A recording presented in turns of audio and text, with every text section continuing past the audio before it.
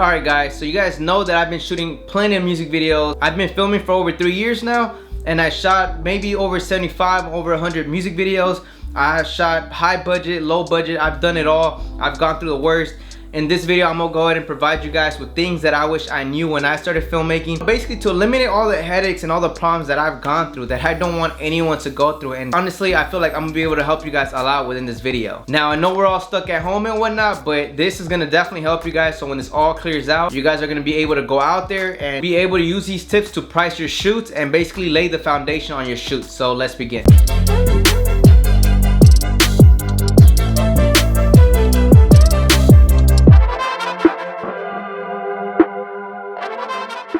So I gotta make this kind of fast because it is hot. I had to turn off the AC. It is LA. I don't know why people love LA. The weather and all, it's good, but when it's hot, it's burning. But anyways, I'm babbling. Let's jump on with this video. So the first thing I ask the client is, what is your budget? We need to look what is it that they're looking for in order to price it. All visuals are different, so you should never have a base price for your music videos. The reason why I ask any artist what their budget is because it allows me to determine whether I can do the video and what I can do for that price. Now, before I agree with the budget, these are the questions that I ask the artist, as these questions can change the budget that they had in mind for the video. So the first question I ask, how many people will be on set? Are you gonna have more than 5 people? If so, that's gonna be this amount of dollars. If you're gonna have more than 10 people, I do require a producer. The reason for that is because I have done videos in the past where it's like a big party. When there's a big party, there's a lot of things that are gonna go wrong. Now you're basically babysitting, people are getting half drunk, you gotta control this person, that person. It's a mess and you shouldn't deal with that. You should be letting a producer take care of that. You're the filmer slash director, or you're just a filmer or just a director. You shouldn't have to take care of problems. That's why I require a producer when it's more than 10 people, just so I don't have to worry about those problems, and the day of the video is going to be a lot more smooth. The second question I ask the artist is, are you going to want an Instagram size for promotional, basically to send your viewers from your Instagram post like a little teaser to send them to your YouTube channel to watch the full video? If so, it's this amount of dollars, because I have to reframe the video to fit the Instagram size. The third question I ask, how many hours,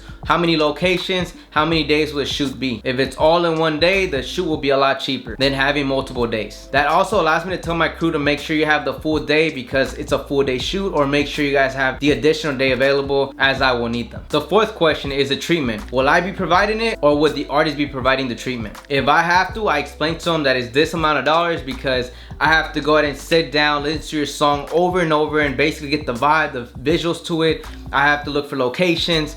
There's a lot of things that you have to do with a treatment. It can take about a whole day, maybe even 2. It all depends how you guys work, but the treatment is so important, so I always make sure that has to be priced. Do not do that for free. If they provide it, then they save X amount of dollars. Fifth question, actually this is not really a question, but I always bring a BTS photographer or a BTS filmer on set. I ask them, if you're gonna want any BTS photos, it's gonna be X amount of dollars. If not, they cannot contact the photographer. They cannot ask for free photos. Why? Because I paid out of my pocket to the photographer or the filmer to come and shoot, so they have no access to that. So I always let them know ahead of time if they're gonna want those, and they're gonna have to pay X amount of dollars for it. Sixth question I ask them, this is no charge, but would they be providing the release forms? Are they gonna take care of that, or will I have to provide that? Just so we're safe on both of our ends. So that's pretty much all the questions I asked the artist or the manager. So notice how I didn't mention lighting to the manager or the artist.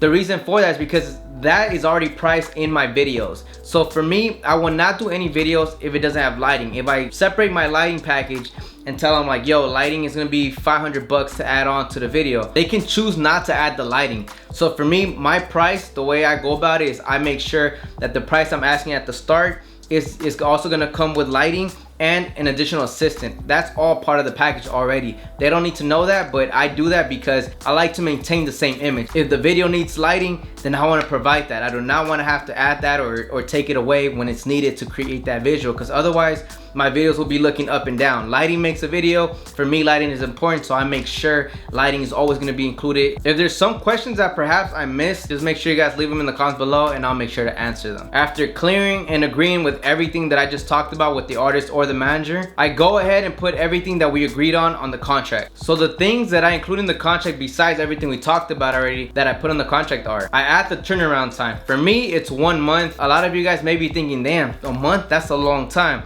Well, that is true. At times I get overbooked, or I might not have the right time to knock it down in 2 weeks, so I put 1 month just in case. For me, normally it takes about a full week to edit a video. I like to go over it. I like to, get away from the computer, come back to it, make sure that it's 100%, so when I send it out, there's really not much revisions that they're gonna be able to get because I put so much time into it. So I make sure a month gives me the proper time so I'm able to meet the deadline for them. Second thing that's in the contract is the revisions. I let them know how many revisions come with that budget and how much is it per revision after that. I also let them know that I'm not responsible if I miss any shots. I put that in the contract. Reason for that is, let's just say the artist comes late to the studio or whatnot and we only booked it for like 5 hours and we got held back and we couldn't complete all. I am not responsible for that. Also, if they didn't get a permit for the location and we get kicked out of that, I'm also not responsible for that. So that's just little things to make sure that I'm safe on my end and that they understand, whether it's the manager again or the artist. And the last thing that I state in the contract clearly before they sign the whole thing is the deposit amount, and having them know that at the end of the shoot I do require the full payment after that. And that's pretty much it, guys. I know it's a lot, I know there's a lot of things to say, but honestly it's gonna save you guys time, it's gonna help you avoid problems,